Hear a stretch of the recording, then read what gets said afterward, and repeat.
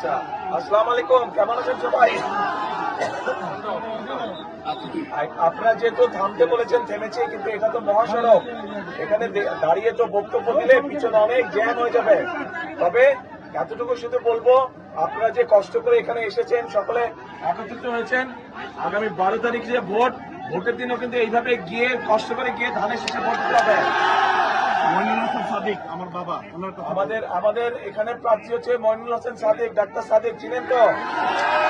ইনশাল্লাহ ডাক্তার সাদিককে ধানের শীষে ইনশাল্লাহ সকলে জয়যুক্ত করবেন ইনশাল্লাহ।